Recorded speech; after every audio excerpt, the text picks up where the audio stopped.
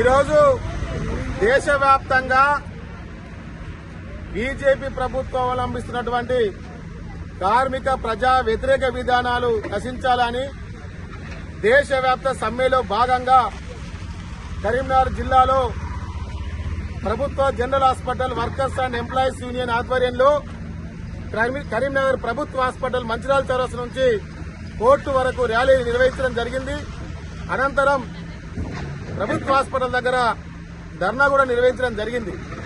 ప్రధానంగా మేము ఒకటే డిమాండ్ చేస్తున్నాం నరేంద్ర మోడీ గారిని, నిజంగా 29 ఉన్నటువంటి లేబర్ కోడ్లను 4 కోట్లకు కుదించినట్లయితే నువ్వు నిజంగా భారతదేశంలో ఉన్నటువంటి 30 కోట్ల మంది కార్మికులకు మేలు చేసే విధంగా నువ్వు చేసినట్లయితే ఈ లేబర్ కోడ్లో సమాన పనికి సమాన వేతనం సుప్రీంకోర్టు ఇచ్చినటువంటి గైడ్ లైన్స్ ను ఎందుకు అమలు చేయాలని చెప్పేసి దాంట్లో పెట్టలేదు.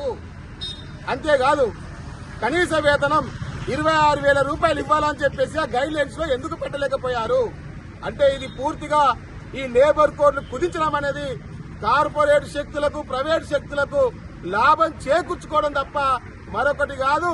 ఈ లేబర్ కోడ్ను కుదించడం అనేది కార్మికులకు ఉరితాలు బిగించడం తప్ప మరొకటి కాదని చెప్పి సందర్భంగా తెలియజేస్తా ఉన్నాను.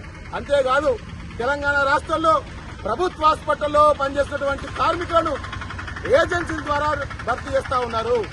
ఏజెన్సీ వల్ల భర్తీ చేయడం వల్ల ఏజెన్సీలకు లబ్ధి జరుగుతుంది తప్ప కాంట్రాక్టర్లకు లబ్ధి జరుగుతుంది తప్ప కార్మికులకు న్యాయం జరగట్లేదు. కనీస వేతనాలు అందట్లేదు. లాస్ట్ వాళ్ళకి 11,000 రూపాయలు కూడా ఇవ్వేటువంటి పరిస్థితి లేదు. కాబట్టి ప్రభుత్వ హాస్పిటల్లో ఏజెన్సీలను రద్దు చేసి నేరుగా కార్మికులను తీసుకోవాలని చెప్పి సందర్భంగా మేము డిమాండ్ చేస్తా ఉన్నాం. అదేవిధంగా కార్మికులకు 1 నెల పెండింగ్ లో ఉన్నటువంటి వేతనం కూడా ఇవ్వాలని చెప్పి సందర్భంగా మేము కోరుతా ఉన్నాం. కేంద్ర ప్రభుత్వం ఇదే పద్ధతిలో వ్యవహరిస్తే దేశవ్యాప్తంగా టీసీసీ ఆధ్వర్యంలో పెద్ద ఎత్తున ఆందోళన కూడా చేస్తామని ఈ సందర్భంగా హెచ్చరిక చేస్తా ఉన్నాం.